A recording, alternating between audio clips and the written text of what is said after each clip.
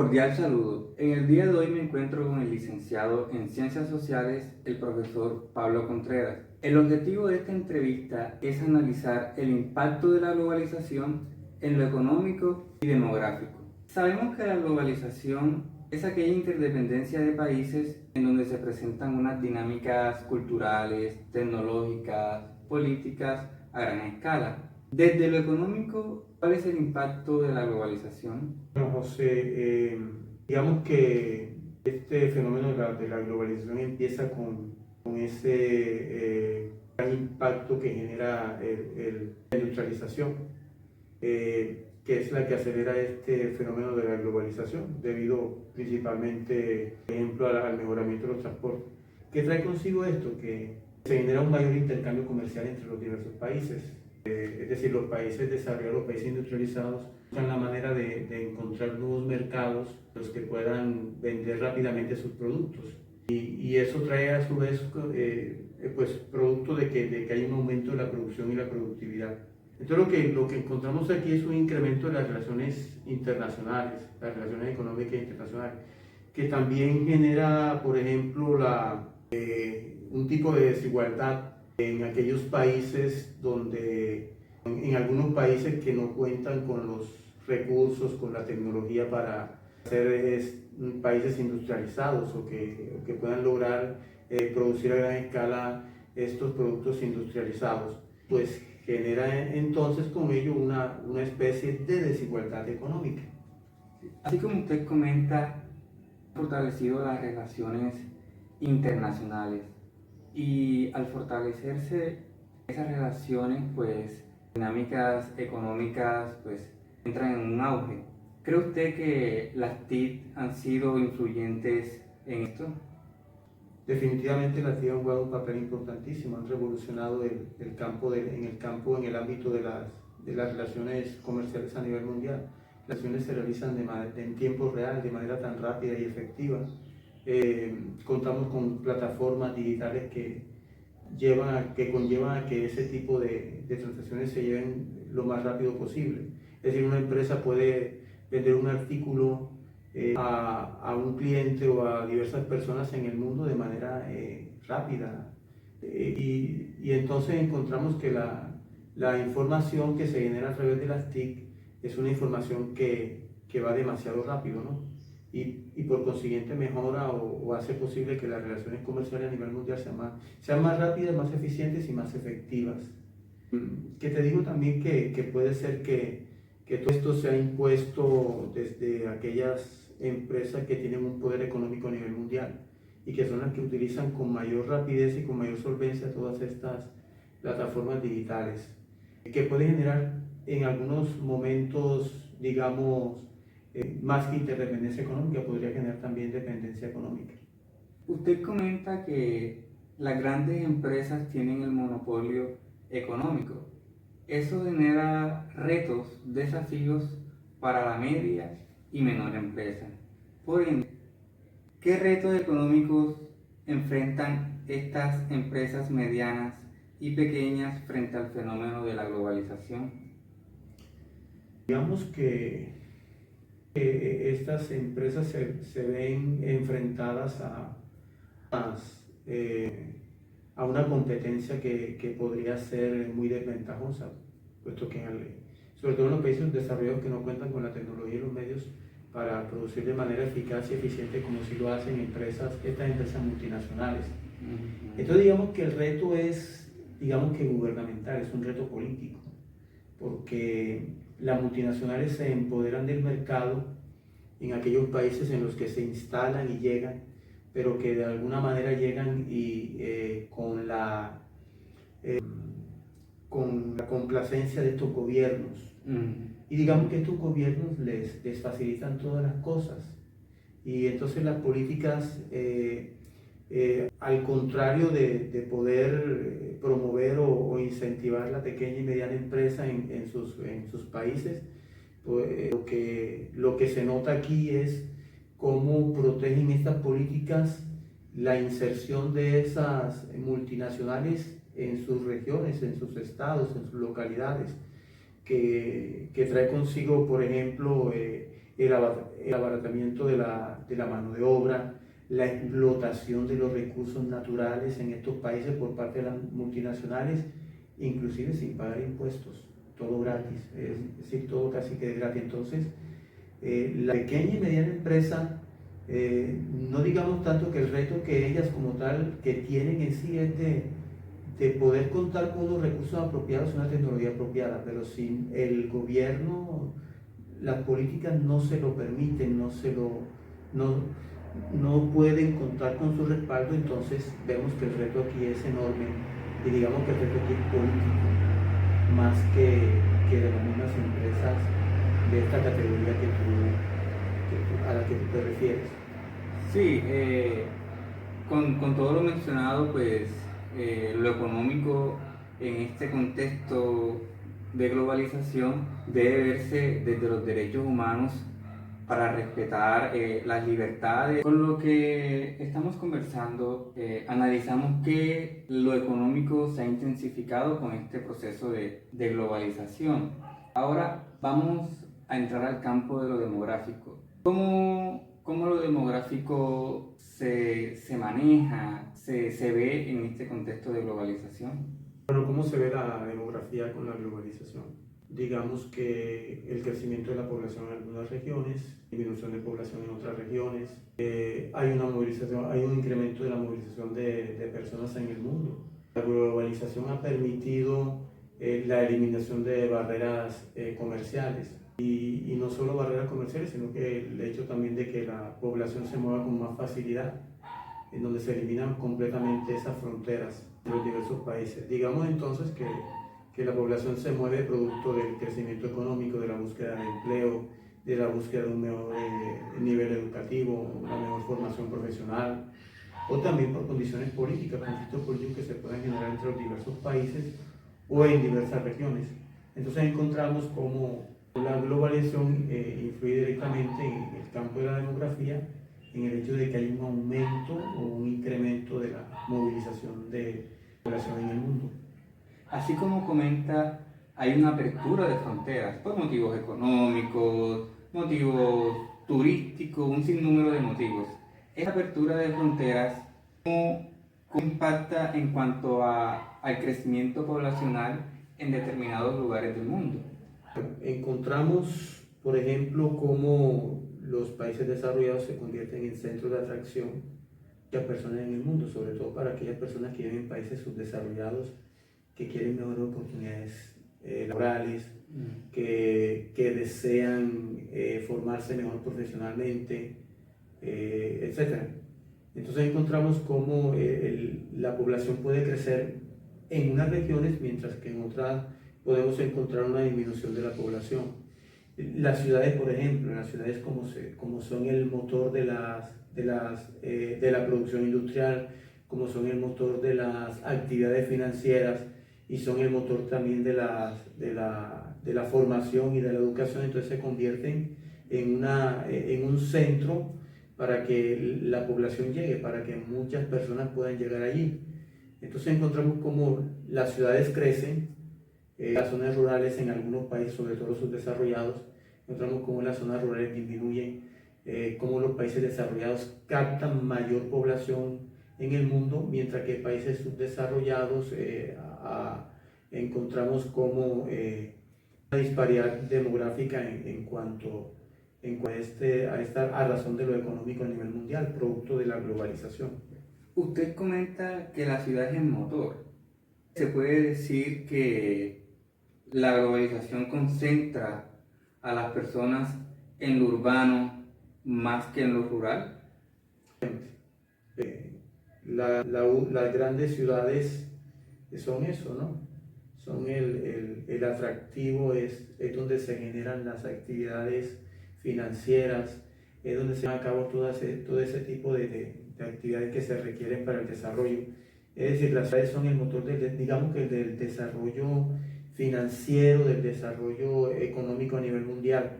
Inclusive las ciudades siempre crean políticas, los gobiernos crean políticas para servicios, para una mayor confluencia entre las diferentes vías de comunicación dentro de las ciudades.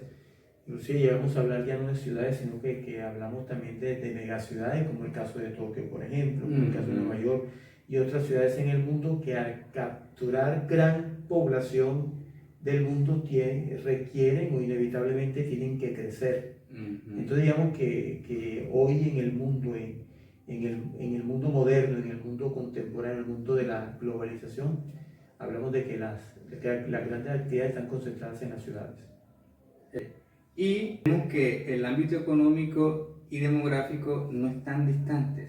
Entonces, ¿cómo ve usted esa relación economía-demografía en este contexto de globalización, profundizando pues lo del flujo migratorio, lo de la productividad económica? ¿Cómo es esa relación en sí, economía-demografía?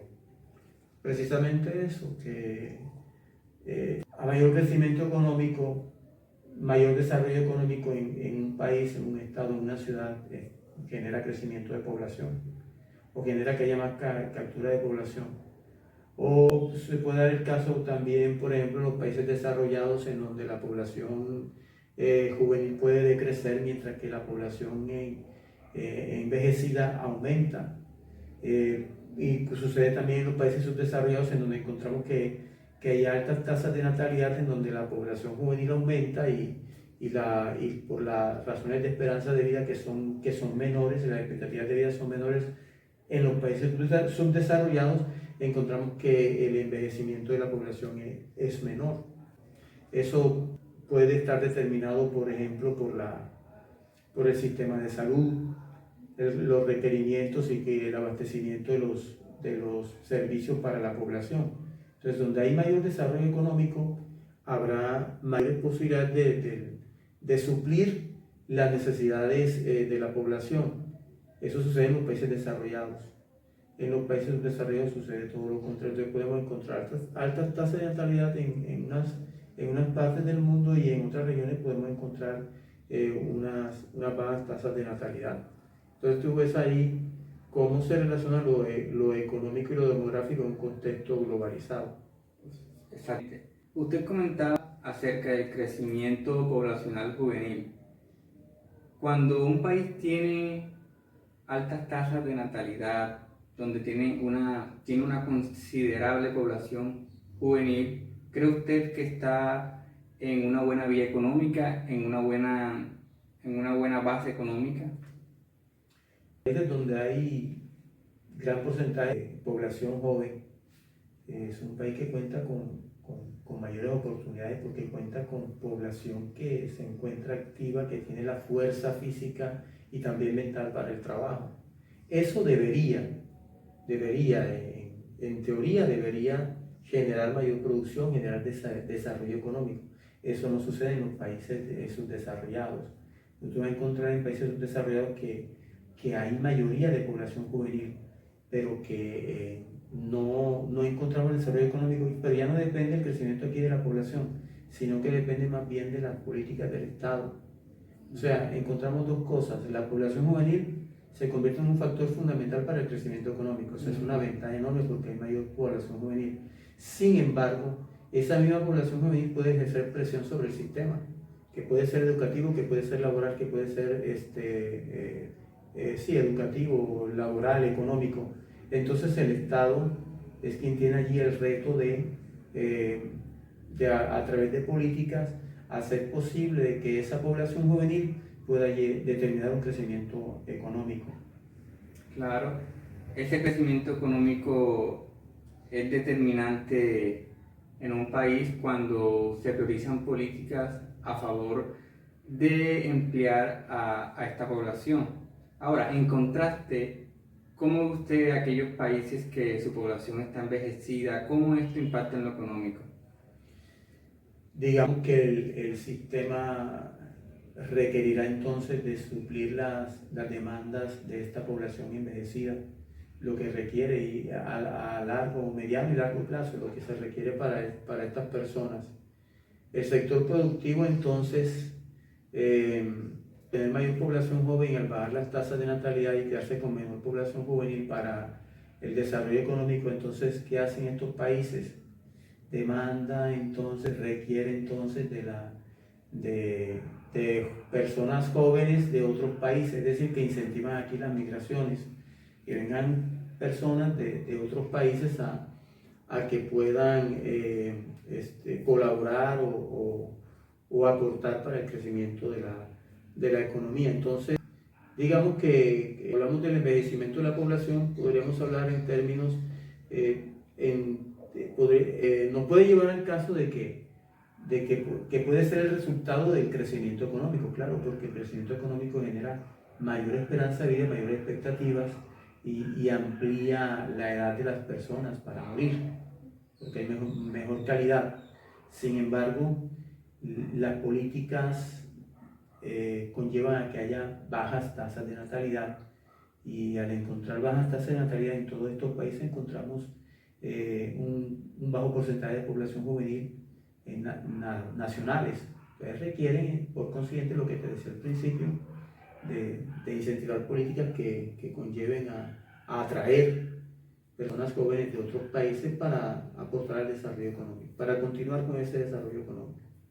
Ok, sí, los impactos poblacionales impactan lo económico, pero todo recae en la planificación. ¿Cómo planificamos esa relación economía-demografía para que se solidifique el avance integral de cada país?